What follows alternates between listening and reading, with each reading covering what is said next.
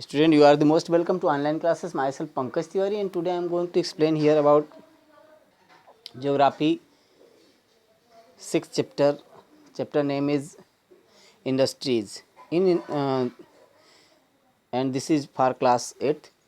In industry today I am going to explain here about classification based on ownership.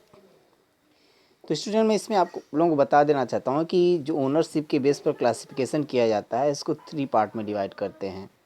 ये public sector, private sector और joint sector. अब इसमें जो public sector है, अब इसको देखते हैं। जो ओनरशिप है वो मुख्य रूप से जो है क्लासिफाई किया जाता है ओनरशिप के अकॉर्डिंग। अब इसमें पब्लिक सेक्टर में देखते हैं कि कुछ ऐसे इंडस्ट्रीज़ हैं जिन्हें ओन किया जाना या मैनेज किया जाना जो है वो गवर्नमेंट के द्वारा किया जाता है या गवर्नमेंट एजेंसीज़ के द्वारा किया जाता है। अब इस तरह हम देखते हैं कि जो गवर्नमेंट के द्वारा ओन या मैनेज किया जाता है या उसके एजेंसीज़ के द्वारा, इस ऐसे इंडस्ट्री को पब्लिक सेक्टर इंडस्ट्री कहा जाता है।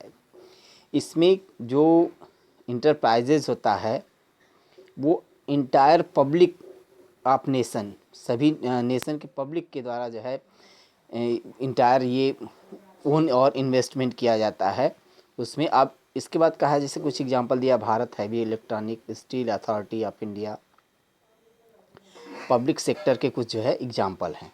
कहने का तात्पर्य ये है, ये गवर्नमेंट के द्वारा ओन किया जाता है और गवर्नमेंट के द्वारा ओन किया जाता है, मैनेज किया जाता है, ऑर्गेनाइज किया जाता है। इन्वेस्टमेंट जो है पब्लिक सेक्टर पब्लिक के द्वारा जो है किया जा सकता है, इसमें नेशन के लोगों के द्वारा किया जा सकता है। और इसमें कुछ एग्जांपल हैं, जैसे भारत हैवी इलेक्ट्रॉनिक लिमिटेड है, स्टील अथॉरिटी ऑफ इंडिया है। ये पब्लिक सेक्टर के कुछ एग्जांपल हैं। उसी तरह अगर हम प्राइवेट सेक्टर में देखते हैं तो प्राइवेट सेक्टर जो है प्राइवेट जो है इंटरप्रेन्योरशिप होता है। इसका मतलब ये होता है कि जो है रिसोर्सफुल इंडिविजुअल पर्सन या ग्रुप ऑफ इंडिविजुअल जो है इसको सेट करते हैं इंडस्ट्री को, और इसको जो है उनका अपना इन्वेस्टमेंट होता है। इस तरीके से सभी प्रकार के जो प्रॉफिट होते हैं ओनरशिप में या जो है लॉस होता है, उस प्रॉफिट या लॉस का जो है वो जो है बियर करता है वो इंडिविजुअल पर्सन। जैसे इसमें हम अगर देखते हैं Reliance industries, Tata industry, steel authority of जो है वो। इसके बाद इसे ही कुछ इम्पॉर्टेंट इंडस्ट्री हैं जो प्राइवेट सेक्टर में। कहने का तात्पर्य ये है कि इसमें जो है इंडिविजुअल पर्सन के द्वारा या ग्रुप ऑफ पर्सन के द्वारा ओन और ऑर्गेनाइज किया जाता है, और प्रॉफिट और लॉस जो है वो उसी इंडिविजुअल पर्सन या ऑर्गेनाइजेशन या ग्रुप के द्वारा जो है वो बियर किया जाता है। और इसमें जैसा एग्जांपल दिया रिलायंस है, टाटा है, ऐसे कुछ एग्जांपल हैं। और जॉइंट सेक्टर जो है वो दोनों पब्लिक सेक्टर और प्राइवेट सेक्टर दोनों के द्वारा इंटरप्राइज जॉइंटली इंटरप्राइज किया जाता है, ओन किया जाता है।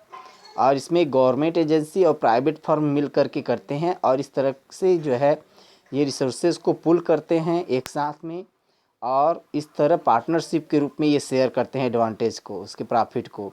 जैसे मारुति उद्योग हो गया, ऑयल इंडिया लिमिटेड हो गया, ये कुछ ऐसे एग्जाम्पल हैं जो कि जॉइंट सेक्टर में आते हैं। कहने का तात्पर्य ये है कि जॉइंट सेक्टर में पब्लिक सेक्टर प्राइवेट सेक्टर दोनों का इंटरप्राइजेज होता है और इंटरप्रेन्योर होता है, और इस तरीके से जो एजेंसी होते हैं रिसोर्सेज को पुल करके एक साथ जो है दोनों पार्टनरशिप के रूप में जो है इसके एडवांटेज को शेयर करते हैं। जैसा इसमें बताया है कि मारुति उद्योग है, इसके अलावा जो है ऑयल इंडिया लिमिटेड है, कुछ ऐसे सेक्टर हैं जो जॉइंट सेक्टर में आते हैं। तो स्टूडेंट, आज के वीडियो में मैंने क्लासिफिकेशन जो ओनरशिप के बेस पर था उसको एक्सप्लेन किया। नेक्स्ट वीडियो में जो नेक्स्ट टॉपिक पर उस पर बात करेंगे। आज के लिए इतना ही। That's all.